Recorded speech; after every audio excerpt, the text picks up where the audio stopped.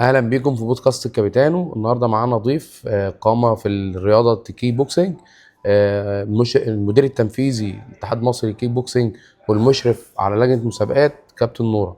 اهلا وسهلا بحضرتك يا دكتور. اهلا بيك كابتن احمد، ازي حضرتك؟ الحمد لله دمياط تمام. كلها منوره. ده نورك والله، اهلا الله بيك. يديك صح. عاوزين حضرتك تعرفينا اول كابتن نوره و... ودور لجنه المسابقات داخل الاتحاد. كابتن نور عمر محمد سويلي، مدير تنفيذي للاتحاد المصري كيك بوكسنج، مشرف على لجنه المسابقات، وكنت سابقا بطله عالم في كونغ فو، بطله عالم في الكيك بوكسنج، وحكم يعني حد من الناس دلوقتي اللي القائمه على العمل في الاتحاد المصري للكيك بوكسنج، ومشرف عام على لجنه المسابقات في الاتحاد. ما شاء الله. طيب احنا عاوزين حضرتك تقول لنا ايه هو دور لجنه المسابقات داخل الاتحاد. احنا دور لجنه المسابقات بيبدا من اول ما بتنزل خطه النشاط الدوليه والعربيه، بناخد الخطه دي بننزلها وبنبدا نعمل المقترح للمسابقات المحليه عندنا، من بطولات جمهوريه لبطولات تنشيطيه لكل حاجه، بحيث ان احنا عندنا خطه بنجهز فيها اللعيبه وبنختار منها عناصر المنتخب اللي هتشارك في بطولات العالم والبطولات الافريقيه بفتره، بحيث ان احنا نقوم بعد الاختيار العناصر والبطوله وتخلص وكده بنختار العناصر وبنقدر نعسكرها ونقدر نعمل خطه تدريب ليها بمدربين المنتخب، بدكاتره الاحمال، بكل الفريق اللي بيطلع لنا المنتخب اللي بيشارك في البطولات الدوليه والمحليه. ودي بتبقى اول خطوه خالص في الخطه السنويه. من يوم 1/7 بنبدا ننزل خطه النشاط السنويه بتاعه البطولات الافريقيه والعربيه. احنا الاول بنحط كل خطتنا على الاساس ده. تمام. طب ازاي احنا بنعمل الخطه دي او بنعملها على اساس ايه من بدايه السنه لاخر السنه؟ ماشي، احنا قلنا ان احنا بيجي لنا الاول دلوقتي بطوله العالم، وليكن مثلا في شهر 11، فانا بقول ان بطوله العالم دي في مرحله ناشئين او شباب او عموم، فبالتالي انا بعمل قبليها مثلا وليكن بشهرين بطوله جمهوريه انديه، بحيث ان انا اختار منها عناصر المنتخب وابدا اعسكرهم، وبعد كده ابدا اعمل لهم تصفيات داخليه، بحيث ان انا يعني اخد احسن عناصر هتشارك في كل مرحله على حسب البطوله. يعني لو انا عندي بطوله عالم مثلا في شهر 11 للشباب، فاعمل البطوله قبلها مثلا بشهرين، على الاقل شهرين ان ما كانش اكتر، وبعد كده اصفي اللعيبه واختار منهم عناصر المنتخب، وبعد كده ابدا احطهم في معسكر ويتمرنوا بحيث ان هم يبقوا جاهزين للبطوله. نفس الحكايه بالنسبه للبراعم الناشئين، كل البطولات الدوليه او الافريقيه او العربيه. تمام. طب انا ازاي لما باجي مثلا احط بطوله لاي مرحله معينه لازم بختار المكان حسب، يعني ازاي بختار المكان وازاي بختار اذا انت حضرتك خلاص رديت علينا ازاي نختار الموعد بتاع البطوله طبقا لبطولات العالم زي ما حضرتك قلتي والعرب والبطولات وافريقيا العرب وبطولات افريقيا وكده. اه. طيب ازاي بتقدروا تتعاملوا لما يبقى في ميعاد مثلا زي ميعاد مثلا امتحانات، والمفروض ان انا في الميعاد ده اعمل بطوله عشان عندي بطوله كمان شهر واحنا اللعيبه عندها امتحانات. بس المفروض ان احنا رئيس لجنه المسابقات بيروح جايب خطه النشاط الدوليه، خطه النشاط العربيه، خطه النشاط الافريقيه، وبيجيب جدول الامتحانات والاعياد والحاجات اللي هي كلها بنراعيها، بحيث ان احنا اللعيبه تبقى عندها الوقت الكافي تعمل دوت. وبعد كده بنبدا نحط الخطه بتاعتنا على الاساس دوت. حطينا مثلا بطوله الجمهوريه، بنبقى مراعيين ان في امتحانات، مراعيين ان الوقت دوت في ضغط، في مثلا صيام، في عيد، في مناسبه، فبنبقى بعدين عنها وبنحاول نحطها فيما يتناسب يعني لكل الناس، يعني في كل الاحوال ان احنا بنراعي دوت. ايوه. طيب تمام. في خطه يعني هنبدا نعمل خطط بعد كده او الاتحاد بيعمل خطه ان تتوزع على المحافظات كمناطق، يعني كمحافظات احنا بالفعل وكمدربين بنشارك، على احنا الانديه. بالفعل بنعمل بطوله جمهوريه مناطق، بس بنعمل الاول بنيجي مثلا في اول شهر 7 بنقول ان كل المناطق تبدا تشتغل تعمل البطولات بتاعتها، بحيث ان احنا في اول 8 بنروح عاملين الجمهوريه مناطق. احنا عندنا المنتخب متقسم لثلاثه: اي بي سي. الاي دوت اللي هو بطل التصنيفيه. يعني ايه تصنيفيه بالنسبه لنا؟ يعني لاعب بطوله الجمهوريه انديه، لاعب بطوله الجمهوريه مناطق، جاب اول هنا جاب اول هنا، لاعب بطوله الجمهوريه قطاعات، وبعد كده بناخد الاول بتاعهم من الاول للرابع بيلعبوا مع بعض في البطوله التصنيفيه، وبيلعبوا مع بعض. اللي بيجيب اول ده بيبقى بالنسبه لنا لاعب المنتخب اللي هو الاول، اللي هو المنتخب ايه. المنتخب البي دوت اللي هو الناس اللي هي حصلت على اول او تاني في البطولات اللي هي الانديه، جمهوريه انديه او جمهوريه مناطق او جمهوريه قطاعات. المنتخب الثالث اللي لم يحصل، يعني اللي هو اللي جاي الثالث او رابع او ما وفقوش الحظ يلعب الثلاث بطولات. تمام. طيب احنا عاوزين نعرف من حضرتك ايه اكتر بطوله بتبقى متعبه في التنظيم والترتيب ليها وكده. بص، احنا عندنا على المستوى العام في ناس بتقول ان بطوله المهرجان بتبقى بطوله صعبه جدا، بس انا شايفه من وجهه نظري او من شغلنا ان بطوله المهرجان دي احنا بنعملها مراحل يعني فتره اولى فتره ثانيه فتره ثالثه، تمام. وبنحاول نجمع لان هي في الاخر ماتش واحد واللاعب بيمشي. انما بالنسبه لي اعلى بطوله فعلا بيبقى صعبه جدا هي بطوله الجمهوريه للشباب، لان هي بيبقى فعلا فيها تفتيش من الوزاره وفيها حافز رياضي لكل اللاعبين.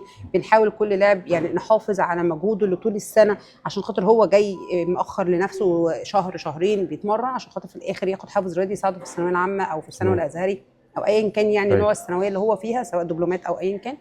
فهي دي بتبقى فعلا فعلا اصعب بطوله، لان هي في الاخر وفي الاول بتبقى بطوله حافز رياضي، مش بس بطل جمهوريه، لا ده بطل جمهوريه حد متفوق جدا في الرياضه، حد متفوق الدراسه. في الدراسه. فده بالتالي احنا بنشجع جدا جدا. البطوله دي بتبقى صعبه، واحنا كمان بنشجع فيها اللاعب قوي بالظبط. عشان خاطر يبقى حاصل على حاجه تعب سنين عمله. بنساعده في ان هو بتقف معاه الكليه على درجه درجتين، فلما ياخدهم في الحافز بتغير الرياضي مساره من حته لحته. بالظبط بتغير مسار حياته كله. تمام. طب انا كلاعب، ايه الشروط اللي المفروض اعملها او اللي تكون متوفره فيا عشان اعرف اخد الحافز الرياضي بتاعي؟ بص، هو الحافز الرياضي انت طبعا كبطل ليك سنتين تلعب فيهم البطولات. يعني احنا عندنا التعليمات الجديده اولى وثانيه، اولى وثالثه.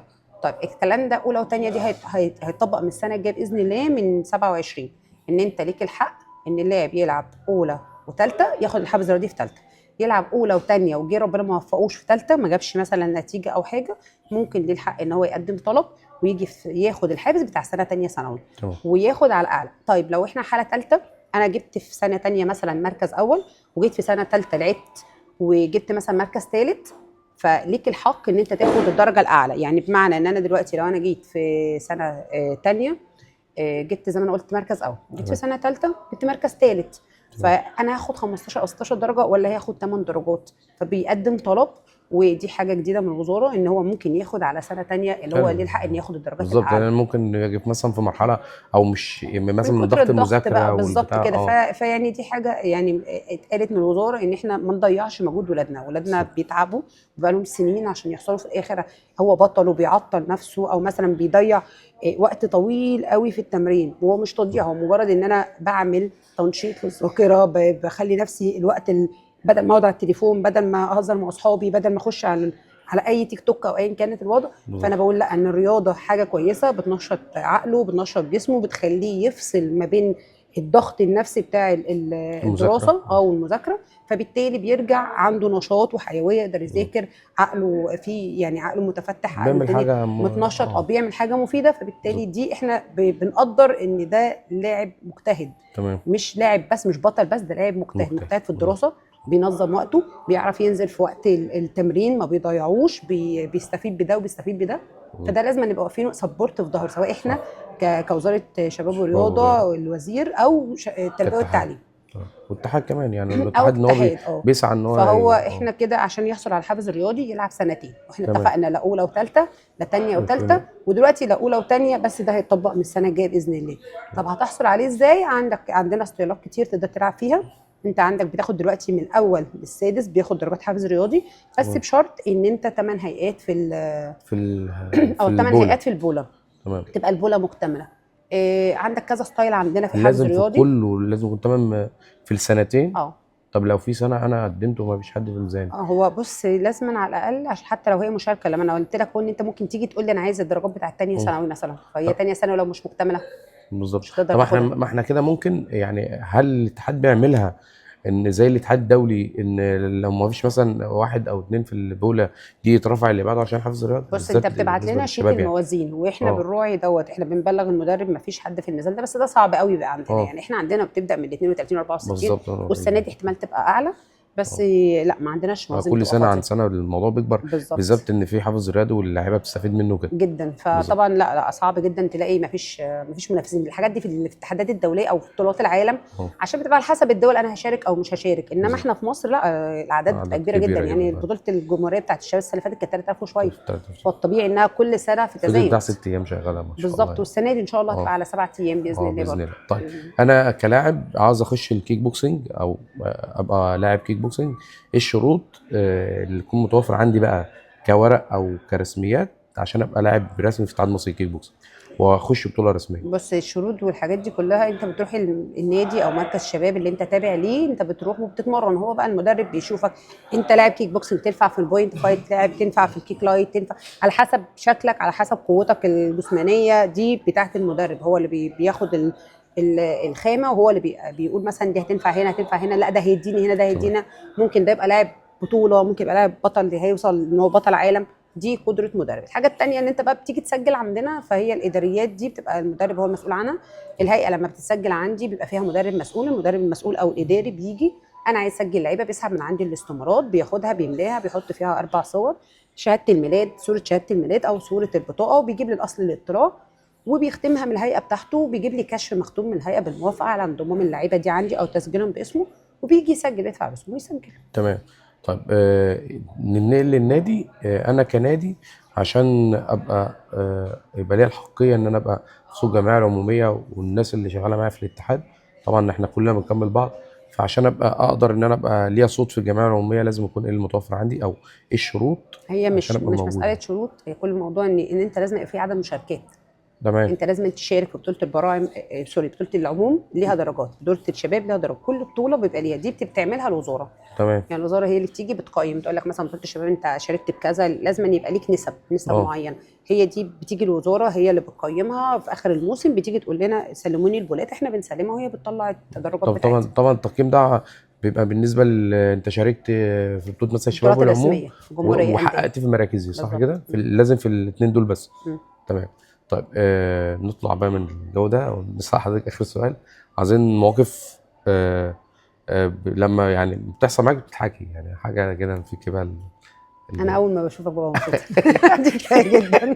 شوف انت بتضحكي صح؟ اول ما بشوفك ببقى مبسوطه، لان انا شايفاك من زمان قوي انت لاعب، لحد ما شفتك دلوقتي ما شاء الله. ده شرف لينا حد والله. يشرف يعني، ويا رب كل لا ولادنا كان يبقوا لنا كده. الشرف بجد ان حضرتك كنت من اوائل الناس حكمت لي في البطولات واحنا بنلعب قبل كمان ما الاتحاد اتنشأ. طبعا اللي محدش يعني اكيد عارفين كابتن نورا حكم دولي كيك بوكسنج قبل المشرف العام والمدير التنفيذي للاتحاد يعني، وبطلة عالم كونغ فو بجد وكيك يعني احنا بوكس. نار على علم يعني كيك بوكس صح. الكيك بوكس ده اهم بالظبط بالنسبه لي. صح. آه، شكرا للقاء شكرا الجميل حضرتك. دوت، ويا رب دايما في تطور ربنا ونجاح، يخليك. واشوفك دايما في تسلم يا افضل بنتي الله يخليك. الاماكن. بجد مبسوطه من اللقاء، ويعني يا ريت كل الناس اللي ولادهم بيشاركوا معانا في بطولات الكيك بوكس، سواء على مستوى دمياط او على مستوى الجمهوريه، باب الاتحاد مفتوح، سواء مني او من رئيس الاتحاد او من حد من اعضاء مجلس الاداره. كلنا بنعمل على يد رجل واحد، بالظبط. ان احنا مستنيين ان الكيك بوكس مش بس يبقى 36,000 لاعب، يبقى 100,000 لاعب في مصر بيلعب كيك بوكسنج، ينتشر في بالظبط. كل بيت، في كل اسره، وخصوصا انه بيناسب كل الاعمار السنيه، بيناسب كل الفئات، بيناسب اللي حابب يلعب بقوه عاليه، اللي اللي حسب حابب الاستعداد. يلعب بالظبط اللي محتاجه هتلاقيه. يعني بالظبط. كيك بوكسنج كل بيت مصري محتاج حاجه في الرياضه هيلاقيها في ستايلات الكيك بوكسنج. طب اخر حاجه خالص نختم، ايه رايك في فكره البرنامج وايه رايك في بودكاست ان احنا نتكلم عن الرياضات الفرديه في ظل ان طبعا اضواء مش متسلط عليها بشكل كبير وبالذات خصوصا الكيك بوكسنج يعني. بس هي بدايه النجاح دايما ان البني ادم يدور على حاجه هي مش منتشره، هو بيحاول يصنع حاجه جديده. صح. الصنع يعني هو لما يصنعها فهي حاجه باسمه بتطلع يعني عارف اللي هي زي مثلا عندك حاجه مغطيه عن الشمس فبتظهرها للناس، بيبداوا يبصوا عليها، بيبدا تنتشر فبتبقى حاجه كويسه. احنا عندنا في مصر الالعاب دي الفرديه بتبقى مظلومه شويه، فاحنا بنحاول على قد ما نقدر كل رجاله الكيك بوكسنج القائمين على الالعاب الفرديه اللي بيحبوها، اللي فعلا مخلصين من ولادها، اللي حابين ان لعبتهم تتطور وحابين ان لعبتهم تبقى احسن حاجه، هم اللي بيسهروا على ده، بيسهروا ان هم كل يوم يعملوا فيها حاجه جديده. بالظبط. فده اللي انا بلاقيه دايما، سواء يعني مثلا زي البرنامج بتاع حضرتك او البرامج اللي بشوفها او التيك توك اللي ببقى مبسوطه بيه، ان حد من بتوع الملاكمه، حد من بتوع التايكوندو بيحاول يعمل تيك توك توعيه للناس، بيحاول يقول ان احنا موجودين. احنا مش موجودين يعني الدوله معترفه بينا بنسبه، بس لا ده احنا موجودين، ولادها حابينها، ولادها سهرانين عليها. بصراحه الدعم بيجي لنا كتير من الوزاره، ان احنا واقفين وفي ظهرنا سبورت بس برضو ولادنا بيبقوا حاسين ان احنا مش مميزين زي الالعاب الثانيه. احنا مننا بنحقق اكتر بالظبط يعني عشان هي العاب فرديه.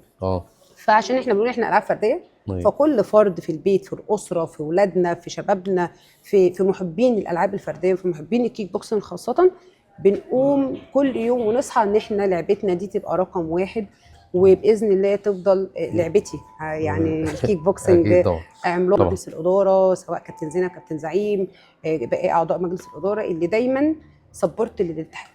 بالظبط. شكرا كوتش على وجودك معانا، كان لنا الشرف وتعلمنا يعني حاجات كتيره، اكيد كمدربين او كلاعيبه استفدنا من حضرتك النهارده، وباذن الله ما نكونش اخر مره ودايما معانا باذن جدا. الله. شكرا ليك، شكرا لتواجدك معانا. شكرا ليكم، بنشكركم على المتابعه، وارجو تكونوا استفدتوا النهارده من كابتن نوره، وباذن الله مش اخر مره تكون معانا. شكرا ليكم، تابعونا بودكاست الكابتن.